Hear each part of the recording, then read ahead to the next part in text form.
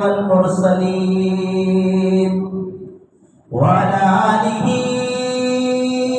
وصحبه أجمعين. أما بعد، قال الله تبارك وتعالى في القرآن المجيد والفرقان الحميد: أعوذ بالله من الشيطان الرجيم. بسم الله الرحمن الرحيم. لقد نصركم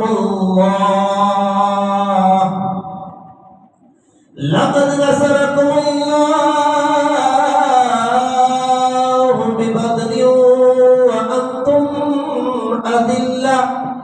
واتقوا الله لعلكم تشكرون. صدق الله مولانا العظيم وصدق رسول النبي الأمين الكريم، ونحن على ذلك لمن الشاهدين والشاكرين والحمد لله رب العالمين. عزیزان محترم و سامعین محتشم، آئیے کچھ عرض و معروض سے قبل انتہائی عقیدت محبت میں ڈوب کر اپنی اور ساری کائنات کے مرکز عقیدت مصطفیٰ جان رحمت والی کے جنت قاسم نعمت حضور سرور کائنات فخر موجودات حضور رحمت دو عالم نور مجسم صلی اللہ علیہ وآلہ وسلم کی بارگاہ عالی پر وقار میں ہدیہ درود و سلام پیش کریں اور آواز بلند پڑھیں: اللہم صلی علی سیدنا مولانا محمد بارک وسلم. صلاۃ و سلام علیک یا رسول اللہ، صلاۃ و سلام علیک یا حبیب اللہ صلی اللہ تعالی علیہ وسلم. معزز حضرات،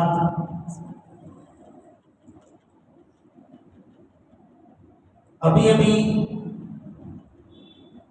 آپ نے خطیب ذی وقار حضرت علامہ مولانا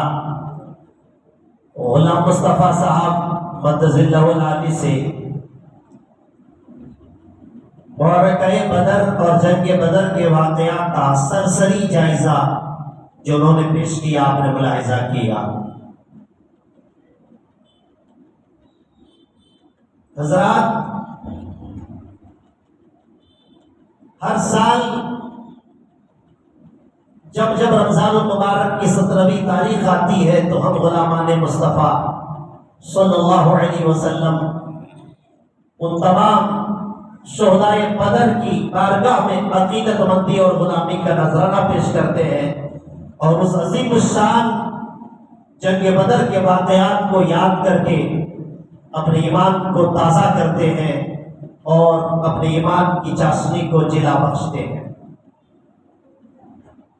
آج جس آسانی کے ساتھ ہم اپنے آپ کو مسلمان کہہ رہے ہیں، آج ہمارا مسلمان کہنا اتنا آسان ہے، وہ اس لیے کہ ہم مسلمان کے گھر میں پیدا ہوئے، ہمارے ماں باپ ہمارے آباء و اجداد مسلمان تھے. ہم نے جس گھر میں آنکھیں کھولی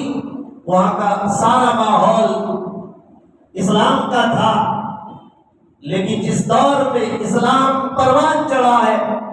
جن قربانیوں سے گزر کر اسلام پوری عالم اسلام میں، اس دنیا میں اور دنیا کے گوشے گوشے خطے خطے میں پھیلا ہے، ان تمام مصائب و آلام، ان تمام پریشانیوں کا تذکرہ اگر ایک کے بعد دیگر آپ سے کیا جائے تو آپ کو اندازہ ہوگا کہ کن مشکلات گھڑیوں سے پار گزر کر اسلام ہم تک آیا ہے. کتنے ماں نے اپنے لاڈلوں کو اپنی گود سے الگ کیا ہے، کتنی عورتوں نے بیوگی اور بیوہ ہونے کا داغ اپنے ماتھے پہ سجایا ہے.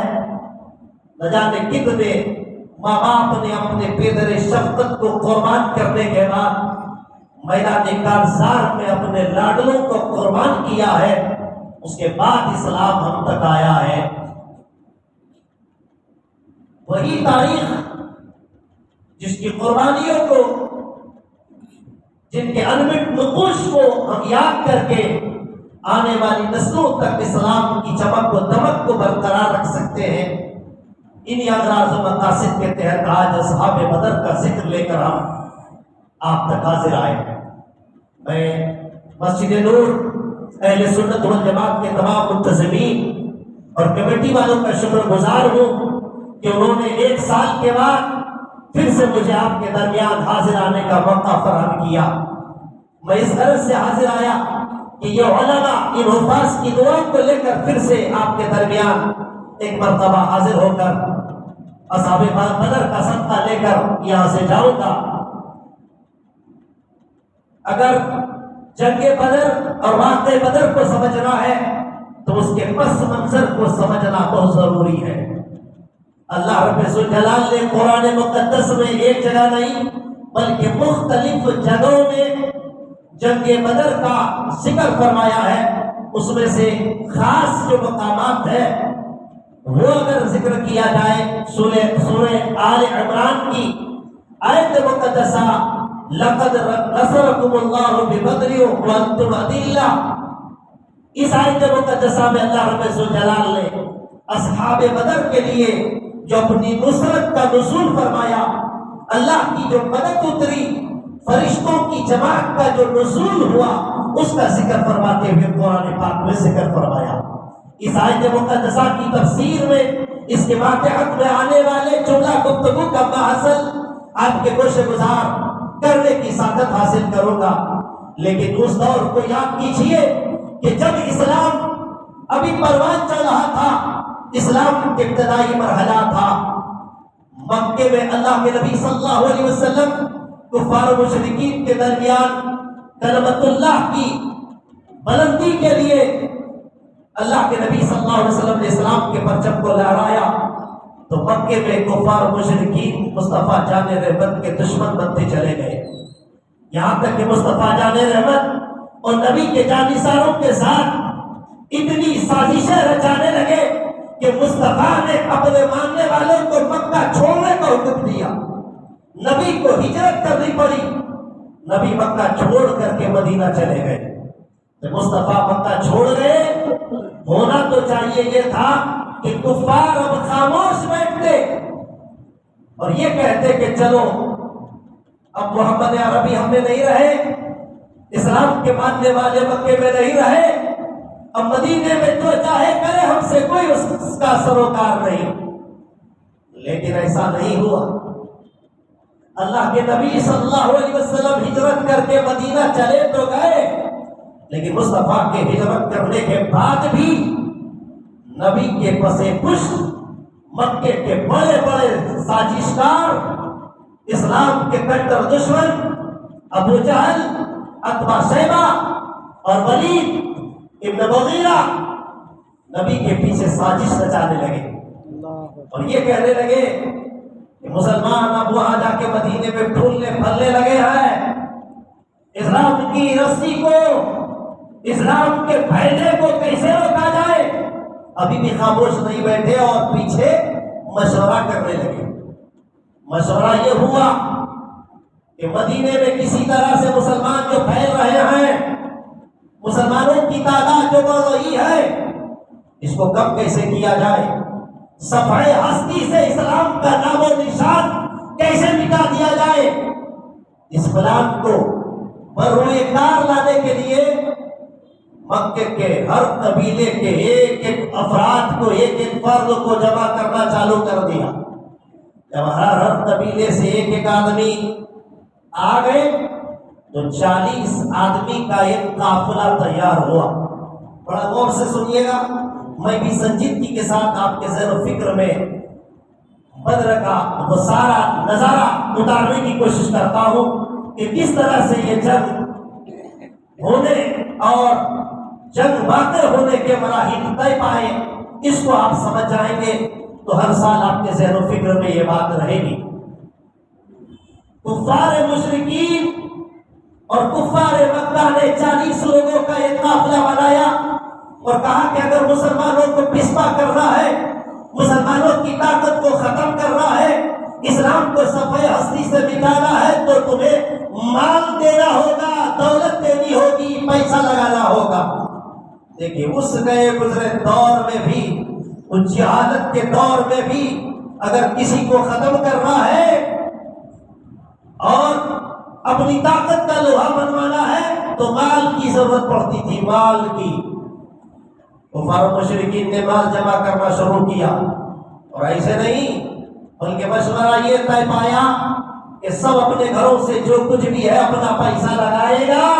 اور پیسہ لگا کے 40 آدمیوں کا ایک قافلہ تیار کر کے ملک شام بھیجا جائے گا۔ یہ لوگ تجارت کرنے کے لیے جائیں گے، سب کا انویسٹمنٹ رہے گا،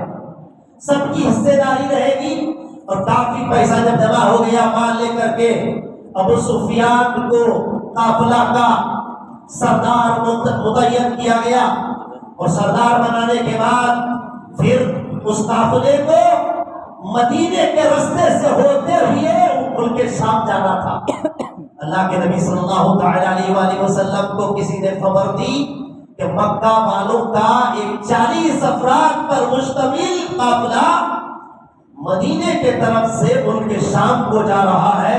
اس غرض سے جا رہا ہے کہ ہر آدمی نے اپنا پیسہ لگایا ہے، اس سے تجارت کریں گے، اس سے کاروبار کریں گے، اس سے جو منفعت ہوگی، اس سے جو فائدہ ہوگا، اس سے ہتھیار خریدا جائے گا، اس سے ویپنز لیے جائیں گے، اور پھر ایک بار کی مدینے کے ان مٹھی پر مسلمانوں کو صفحے ہستی سے نیست و نابود کر دیا جائے گا۔ اللہ کے نبی صلی اللہ علیہ وسلم نے جب سنا کہ مکہ والوں کا یہ ناپاک ارادہ ہے کہ یہ 40 لوگوں کا قافلہ ملک شام کو جا رہا ہے، اور پیسہ لگا کر کے وہاں تجارت کریں گے، اور تجارت کر کے جو منافع ہوگا اس سے یہ لوگ ہتھیار خریدیں گے، اس سے تلوار خریدیں گے، اس سے برچھے خریدیں گے، اس سے وہ جانور خریدیں گے، اس سے سواری خریدیں گے، تو اللہ کے نبی صلی اللہ علیہ وسلم نے صحابہ کرام کے ساتھ مل کر مشورہ کیا کہ اگر اس طوفان بدتمیزی کو روکا نہیں گیا، اگر یہ 40 لوگوں کے قافلہ کو ملک شام جانے سے روکا نہیں گیا تو وہ بات بہت آگے تک پہنچ جائے گی، پھر ان کی طاقت بڑھ جائے گی، یہ اپنی دولت کے بل بوتے پر مسلمانوں کی تعداد کو کم دیکھ کر مسلمانوں کو صفحے ہستی سے مٹانے میں کچھ بھی تاخیر اور کسر نہیں چھوڑیں گے۔ اس لیے اللہ کے نبی صلی اللہ علیہ وسلم نے کچھ لوگوں کو جمع کر کے ایک قافلہ تیار کر کے اس راستے کی طرف لے کر کے گئے جہاں سے یہ قافلہ ملک شام کی طرف جانا تھا۔ اللہ کے نبی صلی اللہ تعالی علیہ وسلم جیسے ہی مدینے کے ان راستوں کی طرف گئے، پتہ چلا یہ ابو سفیان بڑا ہوشیار تھا، اس وقت ایمان نہیں لائے تھے، وہ چالاکی سے کام لیتے ہوئے قافلے کو کسی اور راستے سے گھما دیے، اور یہ قافلہ ملک شام کو چلا گیا۔ تجارت بھی ہوئی، مال بھی جمع ہوا، فائدہ بڑا حاصل ہوا، منفعت بڑی حاصل ہوئی۔ اللہ کے نبی نے کہا کہ اب تو کچھ نہیں کیا جا سکتا، قافلہ تو ملک شام کو چلا گیا، تجارت اور بزنس تو ان کے ہو گئے، لیکن ان کو ادھر سے واپسی میں آنے کے وقت ان کو روکنا چاہیے، ان کو مکہ جانے سے روک کر کے ان کے اس پلان کو چکراچور کر دینا چاہیے، ان کے ارادوں کو مٹی میں ملا دینا چاہیے۔ اس غرض سے نہ کوئی جنگ کی تیاری ہے، نہ کوئی جنگ کا ارادہ ہے، نہ کوئی ایسا عزم مصمم ہے کہ اللہ کے نبی صلی اللہ علیہ وسلم اس قافلے سے لڑائی کریں گے، جنگ کریں گے، بلکہ مقصد یہ تھا کہ وہ جو مال جمع کیا ہوا کفار 40 افراد پر مشتمل جو قافلہ ملک شام کو پیسہ جمع کر کے فائدہ حاصل کر کے واپس لوٹ رہا تھا، انہیں روکنا تھا، ان کے مال کی طاقت اور غرور کو مٹی میں ملانا تھا۔ لیکن بڑی چالاکی اور ہوشیاری سے یہاں بھی کام لیا گیا، جس قافلہ کو مصطفیٰ کے جانثاروں نے رکانے چلے تھے، نبی کے صحابہ روکنے چلے تھے، اسلام کو بچانے چلے تھے، بڑی چالاکی اور اتنی بٹاری سے ان کافروں نے اپنا راستہ بدل کر کے مکے کے ان وادیوں کی طرف بڑی تیزی کے ساتھ بھاگتے ہوئے اپنے سامان کو بھی بچا لیا، اپنی جان کو بھی بچا لیا، اپنے فائدے کے سامان کو بچا کر کے مکے کی طرف بڑھنے لگے۔ اور ان میں سے ابو سفیان نے ایک آدمی کو بڑی تیزی کے ساتھ بھگایا کہ جلدی سے جاؤ اور مکے میں یہ افواہ پھیلا دو،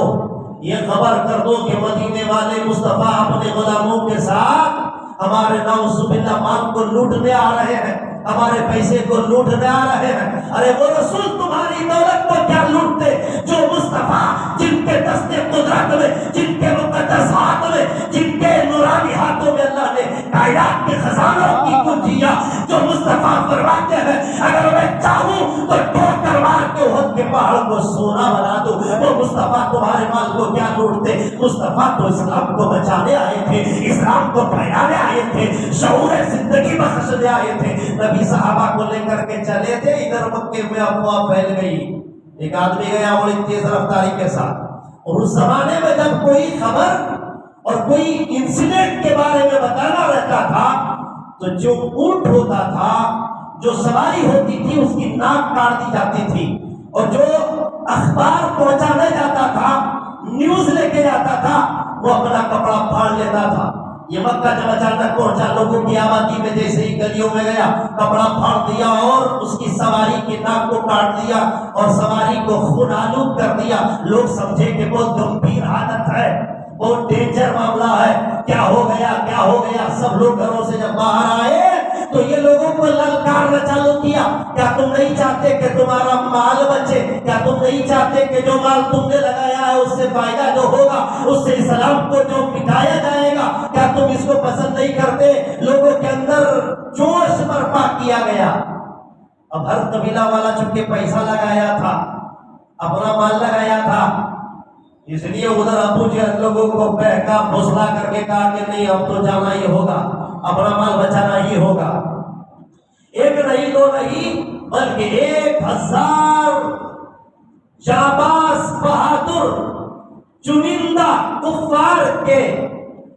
سپاہی لڑنے والے 200 زرہ پوش بہادروں کو لے کر کے 1000 پر مشتمل لوگوں کا کتھا اور جتھا لے کر کے مدینے کی طرف رواں دوا ہوا۔ آتا رہا،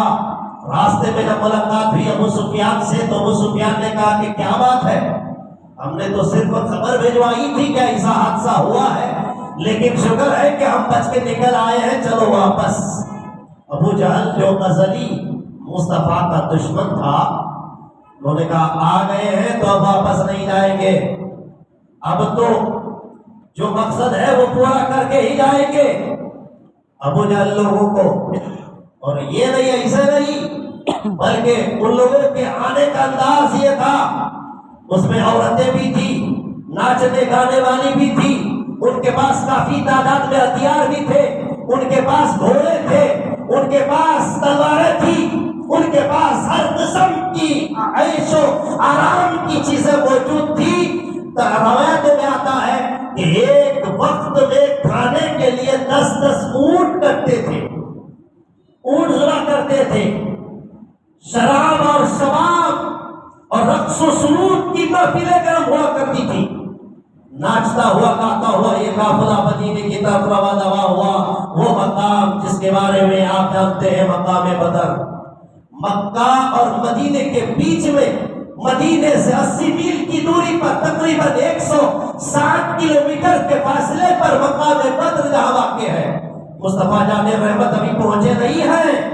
مقام روحا میں مصطفیٰ نے قیام کیا۔ صحابہ کا جائزہ لیتے ہیں، نبی کو معلوم ہو گیا کہ ابو جہل 1000 کا لشکر لے کر مدینے پہ چڑھائی کے غرض سے آ رہا ہے۔ نبی نے صحابہ کرام سے مشورہ کیا کہ اب کیا جائے، ہمارے پاس تو نہ لڑنے کے لیے ساز و سامان ہے، نہ تلوار ہے، 2 گھوڑا 70 اونٹ، 8 تلواریں، وہ بھی ٹوٹی پھوٹی سنگالو تلواریں، اور 6 زر ہیں جس کو واٹر پروف لوہے کا پہنا جاتا ہے اور اپنی جو ہے حفاظت اور اپنے پروٹیکشن کے لیے یوز کیا جاتا ہے۔ صرف 6 تھے، اور یہ 313 مسلمانوں کی تعداد تھی۔ اللہ کے نبی صلی اللہ علیہ وسلم سب سے پہلے نبی کے جانثار جو مکے سے ہجرت کر کے مدینے کو آئے تھے، مہاجرین صحابہ سے عرض کرتے ہیں کیا ارادہ ہے؟ مہاجرین میں حضرت صدیق پر کھڑے ہو گئے، یا رسول اللہ جو آپ کا حکم ہو وہ سراخوں پر مصطفیٰ آپ جو کہیں گے وہ ہوگا۔ حضرت عمر فاروق کھڑے ہوئے اللہ کے نبی کو یہ بھروسہ دلایا کہ یا رسول اللہ جب آپ کے ساتھی مکہ کو چھوڑ سکتے ہیں، اپنی جائیداد کو چھوڑ سکتے ہیں، اپنے گھر کو چھوڑ سکتے ہیں، اپنا علاقہ، اپنا دیش، اپنا ملک چھوڑ سکتے ہیں، تو مصطفیٰ آپ جو کہیں کہ آپ کے قدموں پر یہ سارے صحابہ قربان ہو جائیں گے۔ مصطفیٰ جان رحمت نے انصار صحابہ سے یہ وعد لیا تھا، یہ وعدہ کیا تھا کہ جب تک مدینے میں رہیں گے، مدینے کے اندر کسی نے اگر آنکھ اٹھانے کی کوشش کی تو ان کی آنکھ پھوڑ دیں گے اور تمہیں ساتھ دینا ہوگا، یہ عہد لیا تھا۔ لیکن بات یہاں مدینے کے اندر کی نہیں تھی، مدینے سے باہر کی بات تھی۔ اللہ کے نبی کو یہ شک تھا کہ کہیں ہو سکتا ہے یہ انصار صحابہ جانے کو تیار ہو یا نہ ہو۔ میرے نبی متوجہ فرماتے ہیں تو انصار میں سے ایک صحابی حضرت مقداد کھڑے ہوتے ہیں، عرض کرتے ہیں یا رسول اللہ شاید کہ آپ یہ سوچ رہے ہیں کہ ہم انصار صحابہ آپ کے ساتھ نہیں چلیں گے۔ یا رسول اللہ ہم قوم موسیٰ کی طرح نہیں ہے کہ جو یہ کہہ دے کہ جاؤ موسیٰ تم اور تمہارے اللہ لڑے، ہم تو اپنے گھروں میں بیٹھیں گے۔ یا رسول اللہ ہم قوم موسیٰ کی طرح نہیں، اگر سمندر میں بھی ہمیں آپ اتر جانے کا حکم دیں گے تو ہم سمندر میں بھی اتر جائیں گے۔ اللہ اکبر۔ جب اللہ کے نبی صلی اللہ علیہ وسلم کو یہ انصار اور مہاجرین صحابہ نے یہ احساس دلایا کہ اب یہ جائیں گے، تو مصطفیٰ جان رحمت نے ایک ایک کر کے سب کے طرف دیکھ کر کے سب کے چہروں کو ملاحظہ فرمایا۔ خدیجہ نثار 313 میں بچے بھی تھے، جوان بھی تھے، بوڑھے بھی تھے، بزرگ بھی تھے۔ اللہ کے نبی صلی اللہ علیہ وسلم کے ساتھ چلنے والے